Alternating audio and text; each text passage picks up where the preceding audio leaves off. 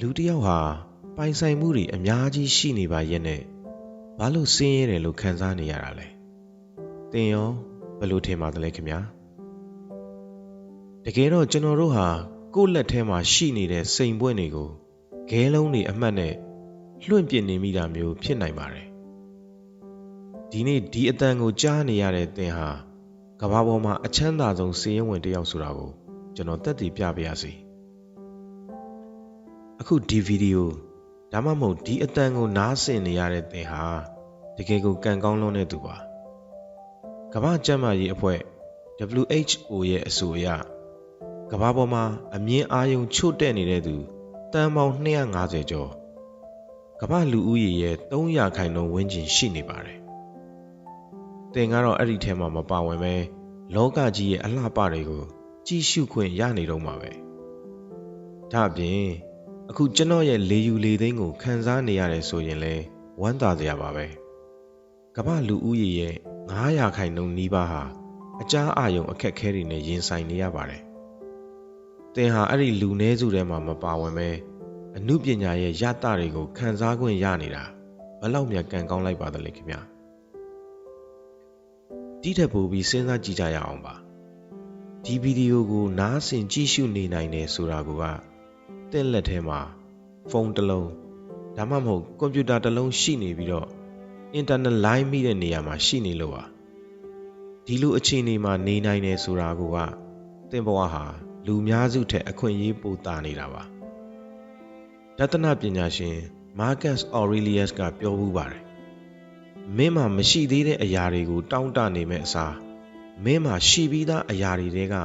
အကောင်းဆုံးတွေကိုပဲရွေးချယ်ပြီးတန်ဖိုးထားကြည့်ပါတဲ့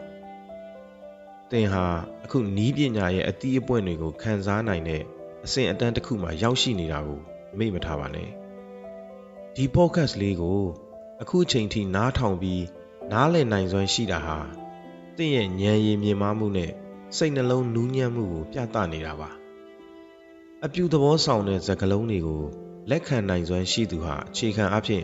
စိတ်ကောင်းရှိသူတစ်ယောက်ဖြစ်နေလို့ပါပဲပြီးတော့သင်မှာကျွန်တော်မသိနိုင်တဲ့အားသာချက်တွေအများကြီးရှိအောင်ပါဥပမာသင်ကိုချစ်တဲ့မိသားစုမိတ်ဆွေကောင်းတွေသင်ရဲ့ရုပ်ရည်သင်ရဲ့ဟာတဉာဏ်ဒါမှမဟုတ်သင်ကျွမ်းကျင်တဲ့ဝါသနာတစ်ခုခုဒါတွေဟာသင်ရဲ့ personal worth တွေပါပဲကိုအပြင်လူတစ်ယောက်လိုခက်ခွာခွာနေပြန်ကြည့်ကြည့်ပါဦးသင်ဟာတကယ်ကိုချစ်စရာကောင်းပြီးအဖိုးတန်တဲ့လူတစ်ယောက်ဖြစ်နေတာကိုတွေ့ရပါလိမ့်မယ်လူတော်တော်များများဟာအဆိုးတွေကိုပဲအာယုံဆိုင်ရင်ကိုယ်မှာရှိတဲ့တန်ဖိုးတွေကိုမေ့လျော့နေတတ်ကြပါတယ်Epicurus ရဲ့အဆိုအမိန့်တစ်ခုရှိပါတယ်မင်းမှာမရှိတာတွေကိုတောင်းတခြင်းအပြင်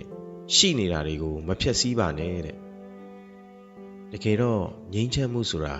အပြင်လောကမှာရှာရတာမဟုတ်ပဲကိုယ့်ရဲ့ရွေးချယ်မှုမှာပဲရှိတာပါသင်ရွေးချယ်ကြည့်တာကိုပဲသင်မြင်ရမှာပါသင်ရွေးချယ်နားထောင်တာကိုပဲသင်ကြားရမှာပါသင်ရွေးချယ်ခံစားတာကိုပဲသင်ခံစားရမှာပါသင်ဘာကိုကြည့်မလဲဘာကိုနားထောင်မလဲဘာကိုခံစားမလဲဆိုတာသင်ရဲ့ရွေးချယ်မှုပါပဲလောကကြီးကနေတတ်မယ်ဆိုရင်တကယ်ကိုကျေနပ်စရာကောင်းပါတယ်အဆုံးသက်အနေနဲ့ပြောချင်တာကတော့ကျွန်တော်တို့လိုအပ်နေတာဟာအသစ်သောပိုင်ဆိုင်မှုတွေမဟုတ်ပဲရှိနေပြီးသားအရာတွေကိုအသစ်တစ်ဖန်မြင်တတ်တဲ့မျက်လုံးတစ်စုံနဲ့ကြည်နပ်တတ်တဲ့စိတ်ကလေးတစ်ခုပါပဲဒီနေ့ကစပြီးကိုယ့်ရဲ့ကံကောင်းခြင်းတွေကိုတစ်ခုချင်းပြန်ရည်တွက်ကြည့်ရင်ငြိမ်းချမ်းစွာအိပ်စက်နိုင်ပါစေခင်ဗျာနားဆင်ပေးခဲ့တဲ့အတွက်ကျေးဇူးအများကြီးတင်ပါတယ်ခင်ဗျာ